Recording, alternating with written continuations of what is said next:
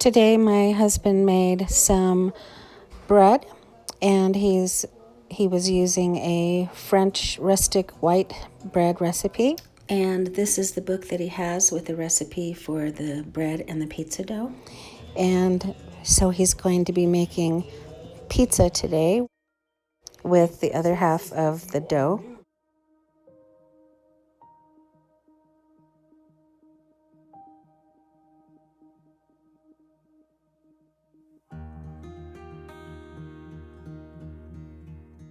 And my husband has different kinds of flour for different kinds of bread and other different kinds of applications.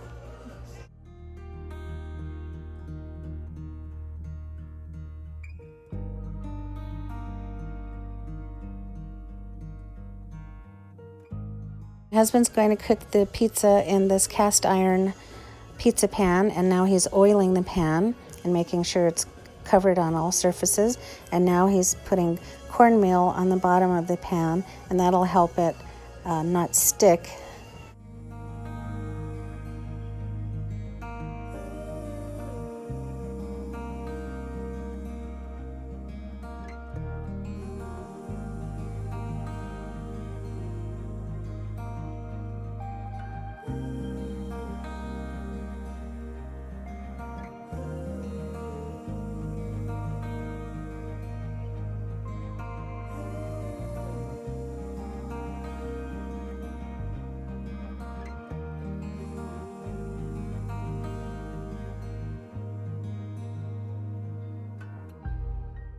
Now he's going to stretch the dough and make sure it covers the bottom and the sides, a little bit of the sides of the pan.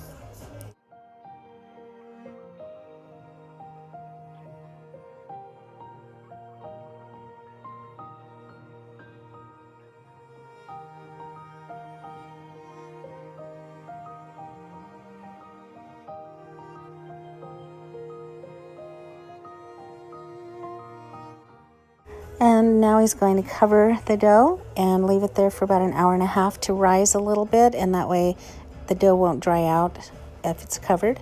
And now he's got 8 cloves of garlic he's going to prepare, and he has a certain way of preparing and peeling the garlic that works pretty well.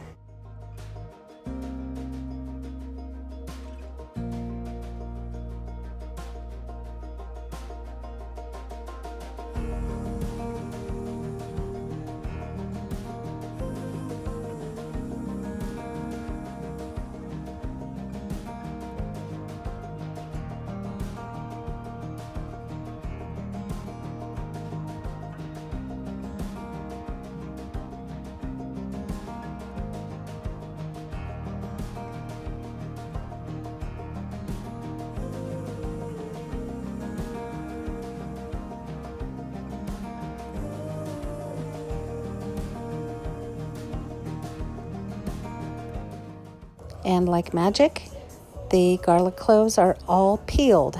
They peel themselves when you shake them like that in the bowl.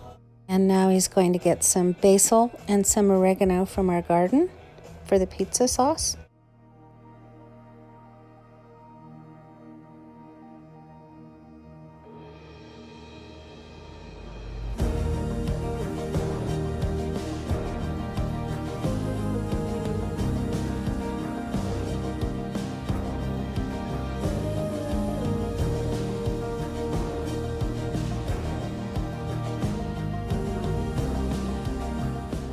And here's some San Marzano tomatoes, which is the kind that he likes to use. And now you just peel the leaves off of the stems of the oregano and throw the stems away.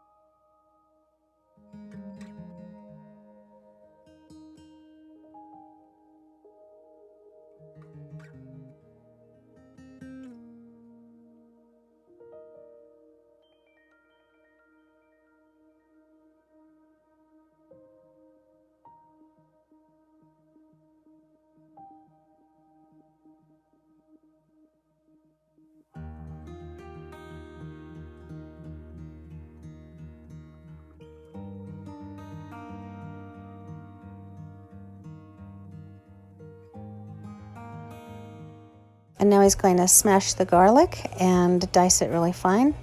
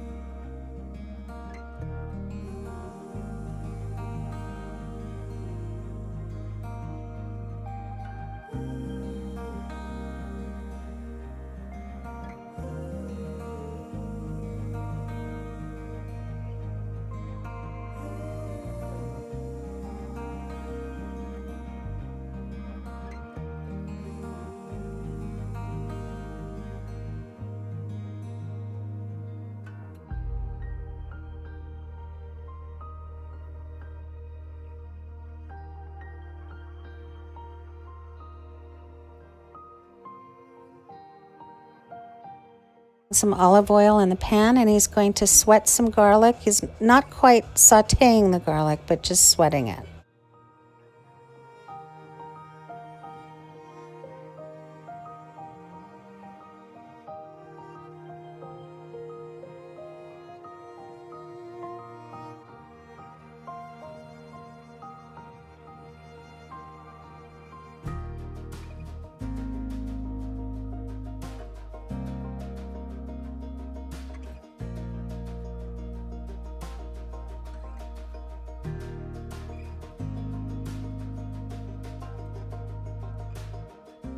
Now he's cutting up the tomatoes, and now he's going to add some chili flakes into the garlic.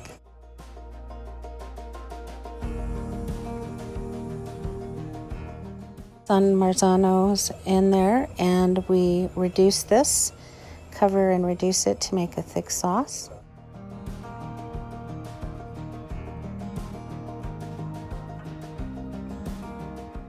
He's going to add some tomato paste in there.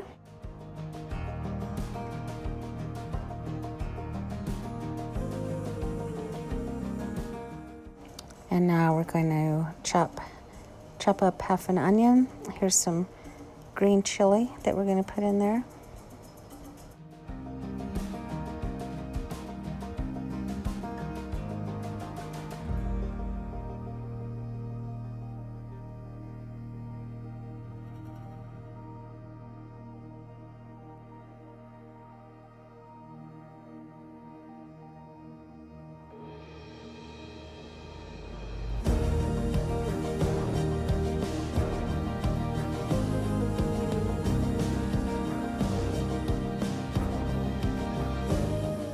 And instead of a green pepper on the pizza, we're going to chop up a poblano chili.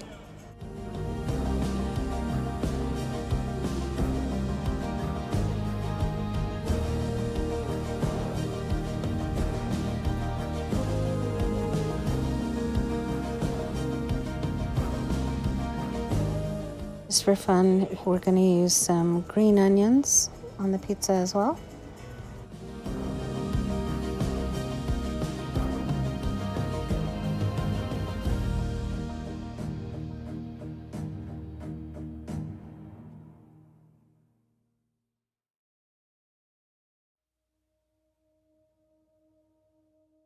And now the sauce is reduced enough to put on the pizza.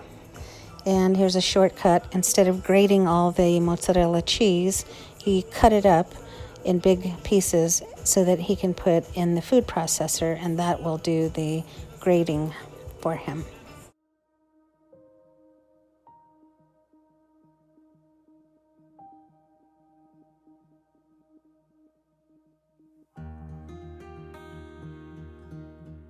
And now he's going to prick the dough with a fork. That way it doesn't form any bubbles and has your topping slide off of it.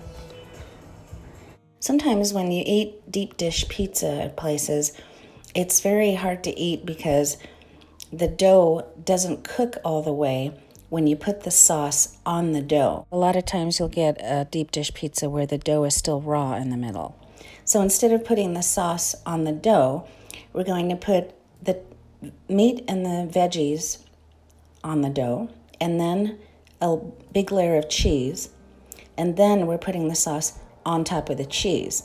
And that way the dough actually cooks, and you can actually maybe even hold it while you're eating it, unlike a lot of deep dish pizza. Or you can eat it with a fork and knife too if you want to. But it's a lot more cooked through, the dough is, this way.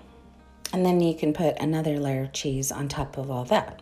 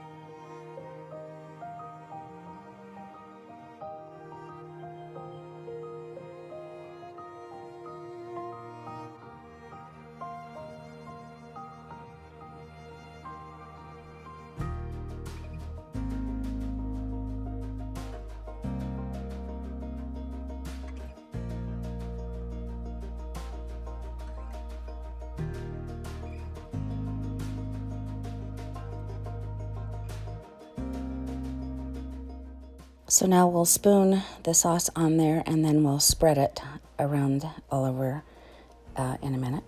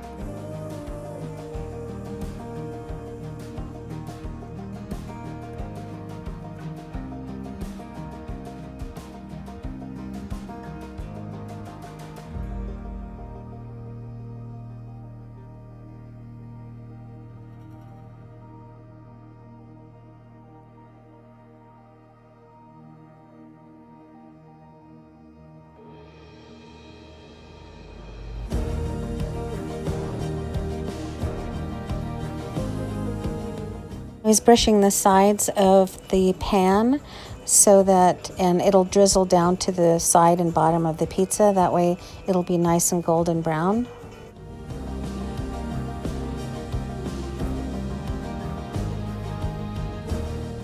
We put it in a preheated oven at 400 for about 30 minutes.